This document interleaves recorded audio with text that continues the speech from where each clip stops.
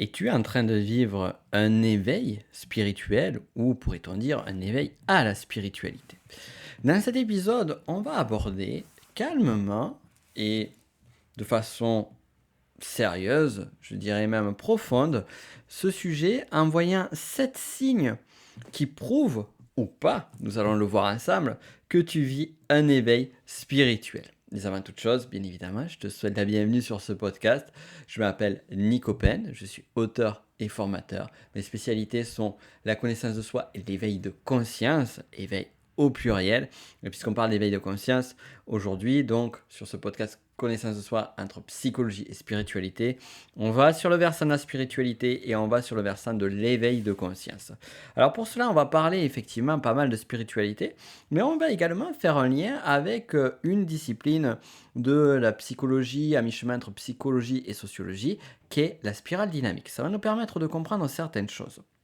Alors, quels sont ces fameux 7 signes? Rentrons vraiment dans le vif du sujet. Alors, pour t'expliquer justement ces 7 signes, on va déjà poser la question, c'est quoi un éveil spirituel? Parce que c'est bien joué de parler de 7 signes, mais c'est quoi l'éveil spirituel? Alors, quand je parle d'éveil spirituel ici, j'en ai déjà parlé sur un précédent podcast, et pas que d'ailleurs. C'est que on parle plutôt aujourd'hui, je dirais, moi j'aime bien appeler ça l'éveil à la spiritualité ou le réveil à la spiritualité. Pourquoi? Parce que, un éveil spirituel tel qu'il est dit dans des traditions anciennes, comme par exemple l'éveil spirituel de Bouddha, ou d'autres grandes figures, religieuses, spirituelles, eh bien, ça va être un état qui va être, l'état, le paroxysme de l'être. Et ça on en vient donc à la discipline de psychologie et de sociologie qui est à la spirale dynamique dont je t'ai déjà parlé. Si tu veux en savoir plus, regarde le lien qui est dans la description sur la spirale dynamique. On peut voir les différents niveaux de conscience, l'évolution des différents niveaux de conscience. Et ce que nous dit cette discipline, c'est que effectivement, ce qui ressemblerait à l'éveil spirituel tel qu'il est décrit dans ces différentes traditions antiques, il représenterait plutôt le niveau turquoise de la spirale dynamique, c'est-à-dire le niveau de conscience le plus haut. Cependant, aujourd'hui, lorsqu'on va parler d'éveil spirituel, on va remarquer, et je l'ai vraiment noté à plusieurs reprises, qu'il y a une corrélation avec le niveau numéro 6 de la spirale dynamique, qui est le niveau vert. Et donc, en fait, ce que beaucoup vont utiliser sémantiquement comme éveil spirituel est plutôt, moi, ce que j'appelle un éveil à la spiritualité ou plutôt un réveil. C'est-à-dire que la spiritualité, si on reprend la grille de lecture de la spirale dynamique, la spiritualité a été présente au sein de dogmes, ou par exemple au travers de religions. Donc là, on est plutôt sur les niveaux qui sont avant l'orange, tout particulièrement le bleu, mais aussi le violet de la spirale dynamique. Et après, le niveau orange, c'est celui qui va nous amener sur ce monde matériel, sur l'essor de la science, sur l'essor de la modernité. Et on va arriver aux limites de ce modèle-là. Et on va avoir ce besoin de se reconnecter à la spiritualité. Sauf qu'on ne va pas se reconnecter à la spiritualité sous une forme de dogme, sous une forme de religion, dire quelle est la religion qui me correspond le plus, mais plutôt sous une spiritualité et une connexion, on va dire, au divin, qui est plus personnelle. Et là, véritablement, on en vient donc à cet éveil spirituel tel que l'on a et cet élan vers une spiritualité qui, selon moi, est plus profonde, plus juste et nous amène bien plus haut dans notre état d'être avec cela. Et donc, on en vient justement à ce premier signe d'éveil spirituel qui est lié justement à ce changement-là. C'est une sortie du monde du rationalisme. C'est la constatation des limites du rationnel. Donc, il va y avoir ce premier point, mais au-delà de ça, cette limite de ce monde rationaliste va nous amener également à une forme de rejet de tout ce qui est lié à cet univers-là, qui est le matérialisme. Et on va avoir vraiment cette approche où on va être de moins en moins s'intéresser, si c'est le cas pour toi, tu me diras si ça te parle, de moins en moins s'intéresser par les biens matériels, quels qu'ils soient. D'ailleurs, c'est intéressant, puisque si on parle de matérialisme, matériel, matière, la matière et la complémentarité, pas l'opposition, mais la complémentarité à la matérielle, tout ce qui est lié à la terre, au concret, c'est tout ce qui est lié au ciel. Or, le mot spiritualité vient du mot spiritus, qui veut dire le souffle. Et le souffle nous fait écho à l'air, au ciel, à l'air. Donc on sort de cette vision du monde et de la vie où on va se dire par exemple, ben, j'ai qu'une vie, il faut que j'en profite à fond. Ça, c'est souvent la vision qu'on va avoir lorsqu'on va être sous notre niveau d'évolution matérialiste. Il n'y a qu'une vie, après c'est la mort, profitons-en à fond et vivons ce qu'on doit vivre de façon intense, mais surtout concrète. Et là, à un moment donné, on va se dire, non, il y a autre chose, il y a plus que ça. Et finalement, l'accumulation de biens ou tout ce qui est lié, par exemple, aux rangs sociaux, eh bien, ça ne me parle plus. Donc, je sors de là. Et ça nous amène au second signe qui est lié à justement cet éveil spirituel, c'est une recherche d'authenticité. C'est-à-dire que on va commencer à se détacher de l'image de rôle. Euh, on va avoir tendance, c'est vrai que la société nous amène à ça, de façon générale, la culture, à se définir selon nos rôles et selon la meilleure façon dont on exécute nos rôles. Et là, on va vraiment sortir de là. Et on va vraiment avoir une séparation entre le besoin de reconnaissance extérieure. Je ne recherche plus la reconnaissance extérieure, parce qu'on va continuer à la rechercher. Mais je vais en avoir beaucoup moins besoin. Et progressivement, si tu vis cet éveil spirituel, tu vas sentir que tu as de moins en moins besoin de reconnaissance extérieure et de plus en plus besoin de te connecter à qui tu es et plus que ça, d'exprimer qui tu es de façon authentique. Donc va y avoir vraiment ce renforcement de l'authenticité qui va être présent. Alors l'authenticité, c'est marrant parce qu'un énéagramme, sur les 9 types de personnalités, on va le retrouver beaucoup sur le 4 qui aura une sensation, un ressenti de ne jamais avoir véritablement quitté cette quête d'authenticité. Cependant, pour toutes les personnes qui ne sont pas sur ce type énéagramme, eh bien, elle va venir vraiment au cœur de l'intérêt de la personne. Et pour une personne type 4, elle va encore plus s'intensifier. Donc ça, c'est vraiment intéressant aussi à voir selon les types de personnalités. C'est pour ça que j'aime bien rajouter à chaque fois que je fais des podcasts, à chaque fois que je donne du contenu, des nuances et des particularités selon tel ou tel profil. Le troisième signe qui est justement, c'est vraiment un effet domino. On a vu que le premier pouvait amener sur le second amène le troisième, c'est aussi ce sentiment de décalage avec les autres. Forcément, je commence à rechercher mon authenticité, je commence à me détacher d'une culture qui est plutôt prépondérante sur les biens, sur la réussite, sur le statut social. Donc, qu'est-ce qui va se passer? Naturellement, si je prends la majorité des personnes, mais je vais me sentir vraiment en décalage. Je vais me sentir en décalage par rapport à mes besoins et par rapport également à mes envies. Et là, on en vient à ces envies et surtout à la quête qu'on va avoir. Et la quête que l'on va avoir, et ça nous amène vraiment au quatrième signe que tu vis un éveil spirituel, c'est que on va rechercher, on va avoir beaucoup plus de questionnements sur le sens de sa vie. Et ce point 4, en fait, il est double. C'est qu'on va avoir cette recherche du sens de sa vie, mais on va avoir aussi une perte de sens sur ce qu'on est en train de faire. Et ça, on le constate beaucoup sur les changements de niveau de conscience. Tout particulièrement, j'en parlais avec la spirale dynamique. À chaque fois qu'on monte de niveau dans la spirale, qu'il y a un gap qui se fait, eh bien, on va changer nos priorités et ce qui avait de l'importance pour nous avant a beaucoup moins de sens. Et bien souvent, on parle de la fameuse crise. Certains vont parler de crise de la quarantaine, crise de la cinquantaine. D'autres vont parler de moments aussi de burn-out. Alors, ce sont des choses qui sont très différentes, mais ce qu'on peut constater, c'est que pour certaines personnes, peut-être est-ce ton cas, eh bien, tu as constaté que ces mouvements se déclenchent au même moment. Je crois qu'il n'y a pas de hasard là-dessus. C'est vraiment lié aussi à des cycles de vie, clairement, et à des choses bien plus subtiles. Et ce que je veux dire derrière cela, c'est sur cette notion de perte de sens.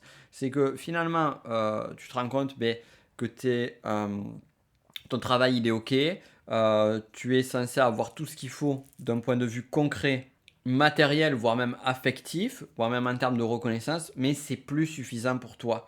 C'est plus suffisant et tu sens une forme de vide intérieur qui se présente ou qui se représente et qui te dit j'ai besoin d'autre chose.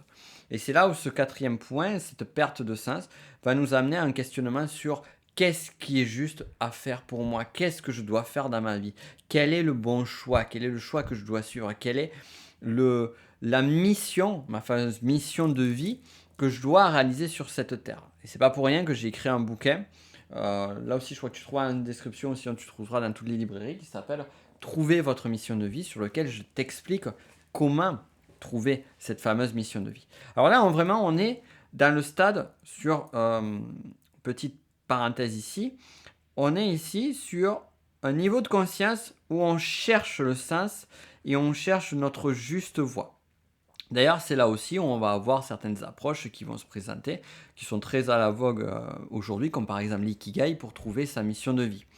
Moi, les méthodologies que je t'apporte, notamment sur mon bouquin Trouver votre mission de vie, c'est pas l'ikigai, c'est vraiment tout autre chose et c'est un panel, on va dire, qui est plus ouvert et également qui est, je dirais, plus subtil et plus adapté selon qui tu es. C'est-à-dire que c'est pas un modèle où on va remplir des cases, non, on va être beaucoup plus sur cette subtilité-là et sur cette quête intérieure, puisqu'on est vraiment dans la quête de connaissance de soi. Si tu écoutes ce podcast, c'est vraiment aussi pour ça, on est dans la connaissance de soi.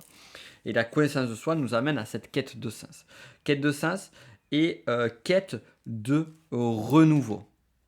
Puis plus tard, pour revenir sur cette notion de quête de sens, tu trouveras le véritable sens de ta vie, un sens qui est juste, qui est plus harmonieux avec ta part spirituelle. Alors parfois, justement, quand on a la quête de sens, on va partir sur une forme d'idéalisme, de rechercher quelque chose qui nous passionne, qui nous rend heureux, qui nous permette de contribuer à ce monde.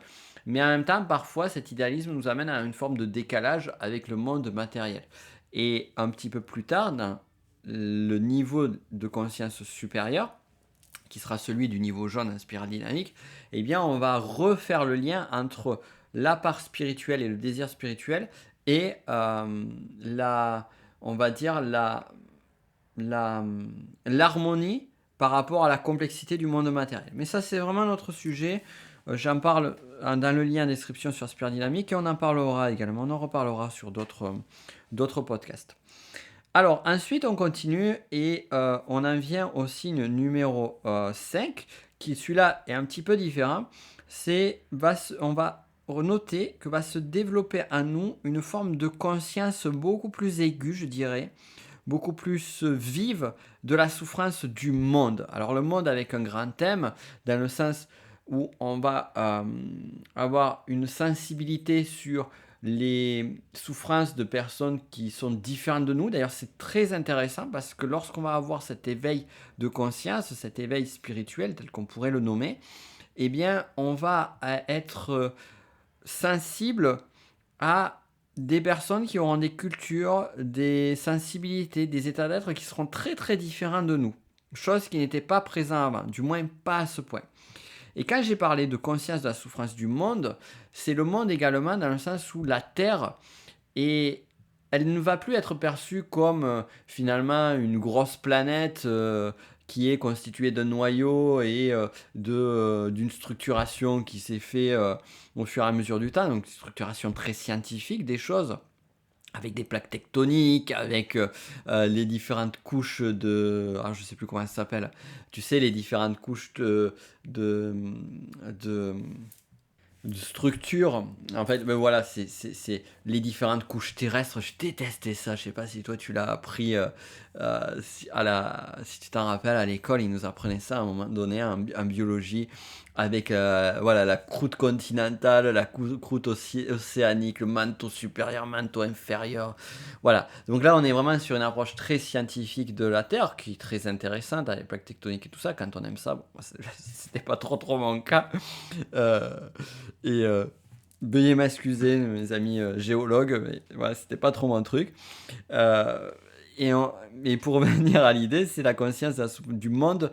Le monde, on va plus le voir comme une entité organique, c'est-à-dire comme une entité vivante et avec ce qu'on va appeler l'anima mundi, l'âme du monde. Donc vraiment, il y a cette notion de cet être vivant et de cette nature vivante. Donc il va y avoir vraiment ce retour à la vie et finalement à la notion d'âme. Âme non pas seulement sur les individus, et âme d'ailleurs qui... D'ailleurs, la perception, c'est intéressant, ces petites parenthèses aussi, c'est que là aussi, on va voir cette évolution où finalement, quand on va parler d'âme à une personne qui va être sur un niveau de conscience juste en dessous, le niveau orange, eh bien, on va pouvoir parler de dire oui, l'âme, finalement, c'est ce qu'on définit par l'inconscient, c'est ce qu'on définit par le cerveau, c'est ce qu'on va définir par une partie de l'être. Mais là, ici, on va revenir à une approche qui dit non, l'âme, c'est autre chose, c'est plus que ça. C'est le souffle. D'ailleurs, l'âme, ça vient du mot anima, qui est aussi, comme le mot spiritus, qui a aussi pour origine le mot souffle. Donc, c'est le souffle de vie dans l'être humain, dans les animaux, dans les plantes et dans cette énorme entité qui, qui, nous, qui, qui nous accueille, voilà, pour dire le juste mot, qui est le monde. Ensuite, donc la partie 6, le sixième signe que tu vis en éveil spirituel, qui est vraiment lié là aussi au précédent, c'est que tu vas avoir un éveil à une hypersensibilité émotionnelle. Donc tu vas avoir cette conscience de souffrance du monde, mais aussi tu vas sentir que donc ça tombe sous le sens. Si je m'éveille, si je suis plus conscient de la souffrance du monde, c'est que je suis plus sensible au monde extérieur. Mais ça va être aussi une sensibilité bien plus accrue sur ton propre monde intérieur. Et cette hypersensibilité, on la voit, donc là je suis en train de te la donner sous une forme émotionnelle, mais elle peut également se présenter sous une forme également physiologique, c'est-à-dire hypersensibilité, acuité de certains sens. Et une acuité qui est, justement, quand on parle de sens, d'un ordre extrasensoriel, puisqu'on parle de spiritualité. Peut-être que tu vas commencer à entendre des voix, à entendre des sons qu'on peut appeler la forme de canalisation, c'est-à-dire des messages de l'invisible. Peut-être que tu vas commencer à avoir des images, des intuitions, des flashs du futur ou autre. Et tout ça, tu vas le trouver au travers de cet éveil de hypersensibilité émotionnelle. D'ailleurs, pour développer tes tons, là aussi, encore une fois, tu as plein de ressources en lien en description, donc profites-en. Et tu pourras découvrir aussi une masterclass avec Carla sur laquelle on te parle comment développer ses dons avec la masterclass sur connexion à l'invisible. Donc ça, c'est cet éveil à l'hypersensibilité qui est difficile à gérer aussi, cet éveil à l'hypersensibilité, puisque finalement, on est confronté à ça, on va être beaucoup plus soumis ou soumise à nos émotions et beaucoup plus à l'écoute de celles-ci aussi. Et enfin, le dernier point, le septième point, qui nous lie d'ailleurs au dernier, au niveau, on va dire le niveau le plus élevé connu de la spiridynamique, niveau turquoise. Donc le huitième niveau, sachant que là je parle beaucoup on est autour du niveau 6, c'est un sentiment d'être connecté au tout. Alors ce sentiment, cette sensation d'être connecté à la nature, d'être connecté au monde, mais d'être connecté aussi à l'univers, à l'infini, cette sensation ne va pas être permanente comme elle sera sur le niveau 8 de la spirale dynamique, le niveau turquoise. Cependant, elle va commencer vraiment à éclore. C'est-à-dire que cette connexion au tout, peut-être que tu l'auras déjà ressenti avant cet éveil spirituel, avant cet éveil de conscience, mais c'était pas très clair. Et là, aujourd'hui, tu sais que ça existe, tu l'as déjà vécu, tu recherches peut-être à le revivre, mais le simple fait de l'avoir vécu au moins une ou deux fois, eh bien ça te dit oui, on est tous liés, on est tous en lien, et il y a quelque chose qui se passe de cet ordre-là. Voilà donc les 7 signes de l'éveil spirituel, je vais te les redonner rapidement. Le premier, c'est cette sortie du rationalisme et du matérialisme et ce rejet progressif, parfois qui peut être assez extrême, mais qui va revenir à une forme d'équilibre plus tard. Le second, c'est cette recherche d'authenticité. Le troisième point, c'est le sentiment de décalage avec les autres. Le quatrième point, c'est la perte de sens et le début de questions sur le sens de ta vie, sur ta mission de vie. Le point numéro 5, la conscience de la souffrance du monde. Et le sixième point, l'éveil à une hypersensibilité émotionnelle. Et enfin, le septième point, le sentiment d'être connecté au tout. Donc voilà, vraiment, tu me diras si tu te reconnais sur quelques-uns de ces signes, peut-être sur les 7. Et là, à ce moment-là, effectivement, tu es en plein sur cette partie spirituelle. Et que faire alors lorsqu'on est sur cette voie de la spiritualité? Eh bien, de continuer son chemin, moi je dirais, tout simplement.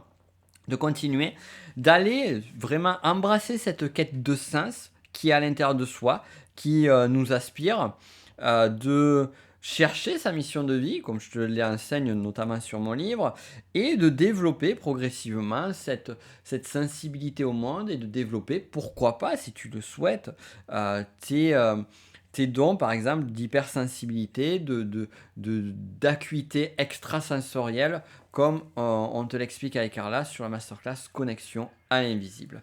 Voilà donc, si tu as des questions, quoi que ce soit, ou si ça t'a parlé, dis-moi en commentaire. Et quant à nous, on se retrouvera donc la semaine prochaine pour un nouvel épisode du podcast. Je ne sais pas sur quoi ça va traiter encore, comme d'habitude, mais ça sera passionnant, comme à chaque fois. Je te souhaite le meilleur et à très très vite. Ciao.